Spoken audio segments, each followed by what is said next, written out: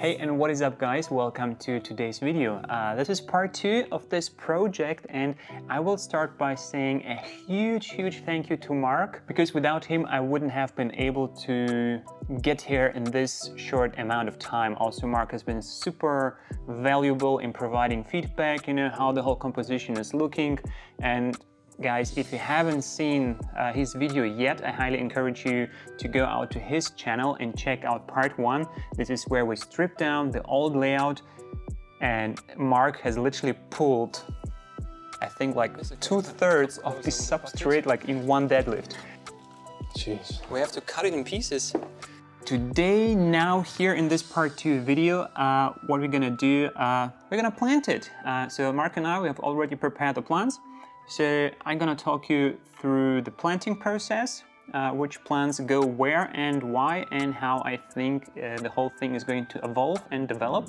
If you look how the aquarium has looked previously, the composition is very similar, and this is on a purpose because this is a look-through room divider. Literally on the other side there is, like a lounge area where people are sitting, and we want this open space in the middle. And since some part of the back wall, the shelf, is taped black, it just makes sense to have tall plants on the outside again. So that's what we're gonna do here. So a very similar layout, but a totally different planting, because 2.5 years the previous layout has been running. I had a couple learnings, so we're gonna do a couple improvements here. And now, yeah, let's get our hands wet and start planting.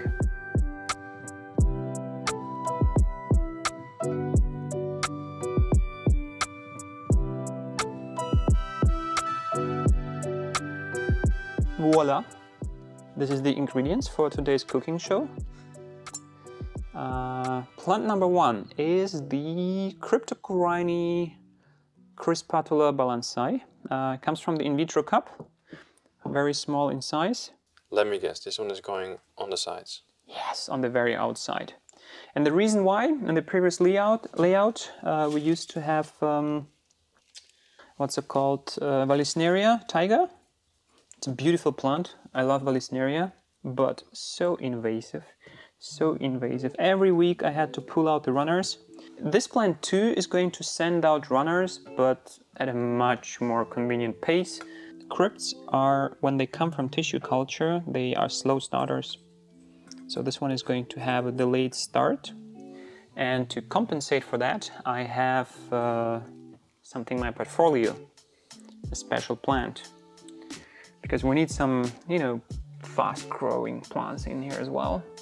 Next, we have some Cyperus helferi. Love this plant. It's beautiful. Just planting it literally everywhere in between the Crispatula, so it is nicely mixed, and we have an instant impact on the outside, something that grows tall, and at the same time not too fast, so it's not going to overshadow the Crispatula. Who can recognize it? Looks like Blixa. Exactly, Blixa. Probably one of my favorites, to be honest.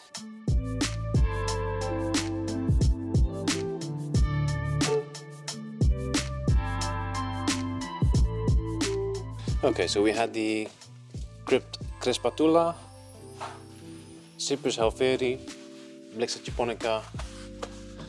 What's next, Juris? What is next? I think you should choose the focal point, the big one.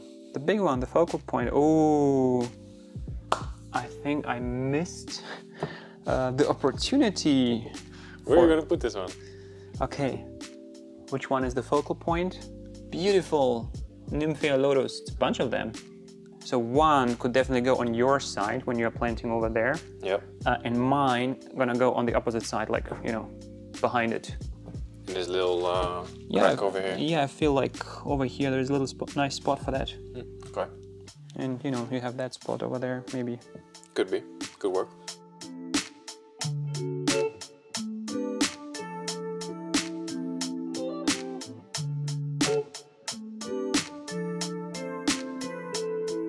This plant is a true aquatic plant, as we learned in my Wabicusa video. So it doesn't like, you know, to dry out. For that reason, I'm going to cover it up with this paper towel immediately and spray. And this is like a protective, you know, layer to prevent it from drying out. Okay, Nivea Lotus. Nivea Lotus is in there. Okay. What's next? What's next? Some highlight plants. Well, it is already a highlight, but we have more highlight plants. And this is the Hygrophila lancea araguaia.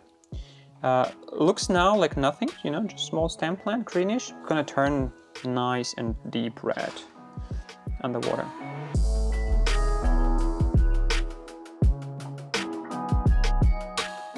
I have a helping plant over here. This is the Limnophila aquatica, if I'm not wrong. Just a helping plant in the beginning because we have fresh soil, lots of nutrients. And yeah, if you've seen part 1 of the video, there was such a huge plant mass before. I'm a little bit worried because of algae, and since the aquarium is closed, floating plants are not an option. It looks kind of weird, but that's on purpose, okay? That's just for the beginning, and it's going to be removed after a few weeks.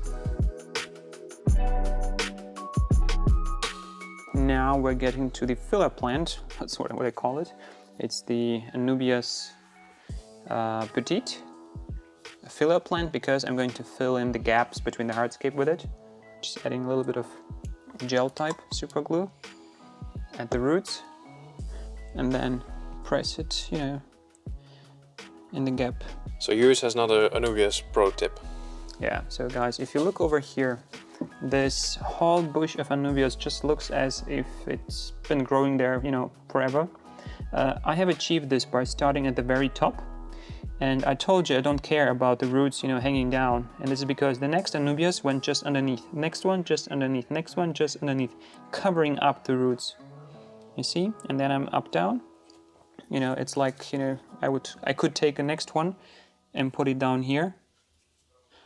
And this way it looks as if it's been growing all the way up from the bottom. I'm not gonna do this because down there we have, you know, larger plants, and that's probably gonna get shadowed anyway. And I want, you know, spread out the Anubias a little bit more around the rocks, but this way, you know. Yeah, it looks very natural, man. I like it a lot. Okay. Marky Mark. Doing the glue thing. Yeah, so I really like your technique with the Anubias. So I'm gonna try to copy the same thing, starting on top and working my way down.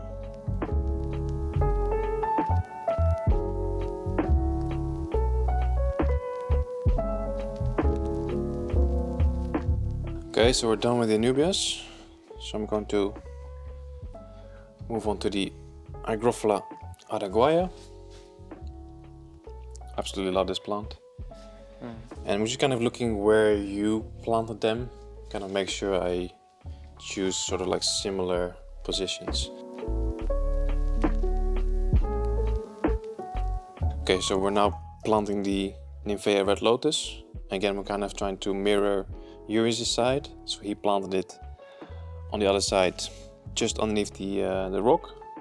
So we're going to do exactly the same here and plant it in this area.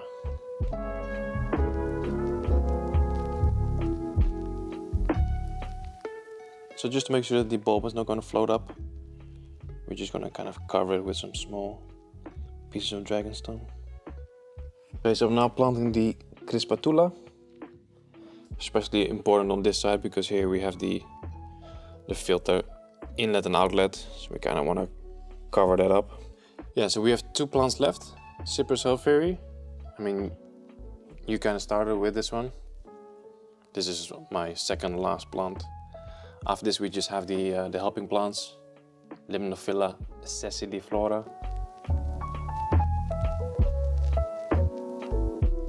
The final plant for this aquarium is the Lilialopsis brasiliensis. This is a tiny dwarf carpeting plant. When it grows in the carpet, it has a natural structure. Some leaves are higher, some leaves a little bit lower, some leaves are a little bit narrower, some a little bit wider, also a little bit of a color variation. To divide this plant, flip it upside down, take it from the bottom where you have the runners and the root system, press it flat, and then just pinch off, you know, like little portions like this. This way you don't rip off the leaves from the runner, and then just grab it with the tweezers. You know, I'm forming like a little bush, and then grab it like this. So all the roots are here between my pincettes, and this goes in the substrate.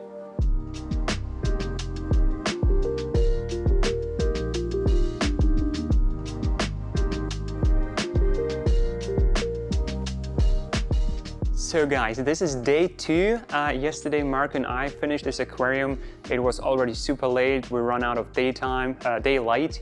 And yeah, what has happened? So we filled up the aquarium with 50% old water and 50% RO water. Of course, we remineralized the RO water. We also added the Arca, Night Out, Special Blend, and Terra P for the animals. We primed the filter, put it back in. Last thing, we added the fish into the aquarium, and as I can see today, because that was my biggest concern, they are doing great. We have no dead fish, we have no floaters. Mark and I did an incredible job, and I'm very, very thankful to Mark for assisting me on this project. Honestly, without him, it wouldn't have been possible. And I've been already told that a new layout might need some new fish, like extra fish. So let me know in the comments below which new fish should be added to the system.